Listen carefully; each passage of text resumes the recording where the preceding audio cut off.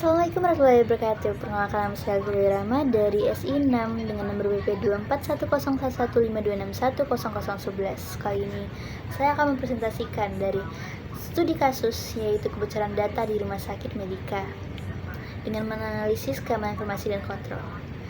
Yang pertama ada pelanggaran pilar keamanan informasi atau bisa disebut SIA triad, yaitu pada kerahasiaan atau bisa dibilang confidentiality. Malware yang berasal dari lampiran email phishing mencuri data pribadi pasien seperti NIK, hasil diagnosa medis, dan riwayat pengobatan, kemudian mengirimnya ke pihak luar.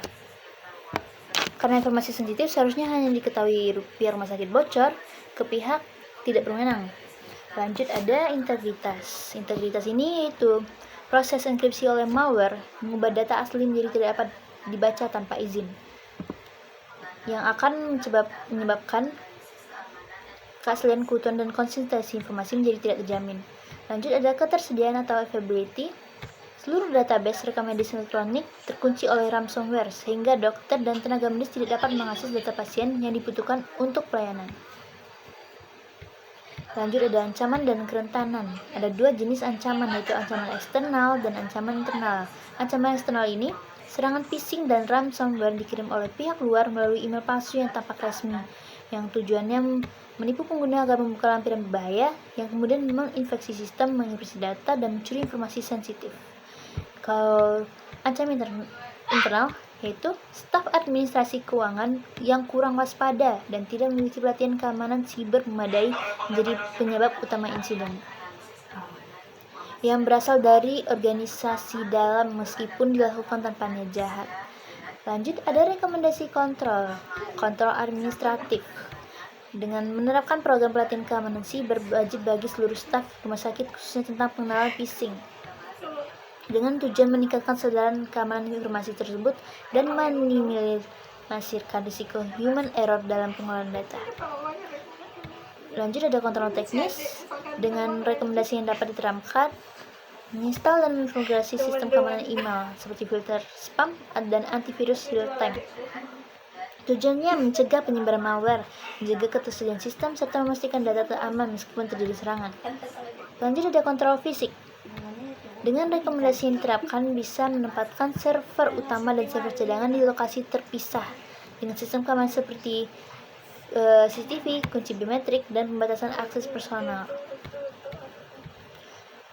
Selanjutnya ada hak dan kewajiban privasi. Tentunya rekam medis pasien merupakan informasi pribadi yang perlu dilindungi oleh hukum dan etika profesi medis.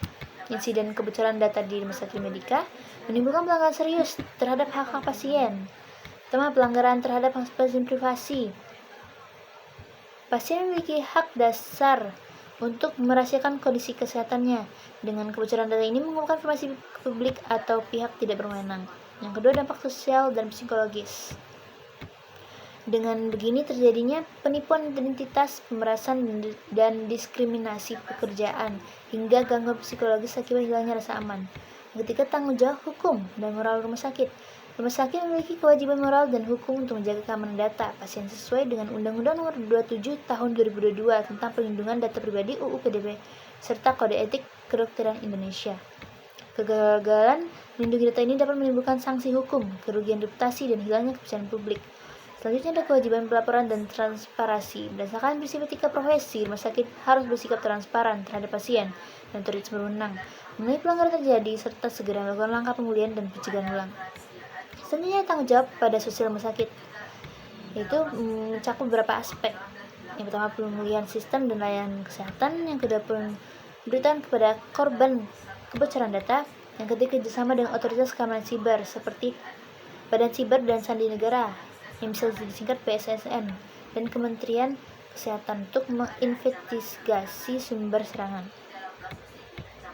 Dan yang terakhir, program edukasi internal, pelatihan berkelanjutan terhadap keamanan data bagi seluruh karyawan merupakan bentuk tanggung jawabnya pada mencegah insiden serupa di masa depan. Kesimpulan yang bisa kita ambil pada kasus kebocoran data di Rumah Sakit Medika ini, mencerminkan kelemahnya sistem keamanan informasi dan kurangnya kesadaran keamanan siber di lingkungan rumah sakit. Serangan phishing yang berhasil menembus sistem menunjukkan bahwa ancaman siber tidak hanya bersifat teknis, tetapi juga manusiawi, terutama dari aspek kelalaian pengguna.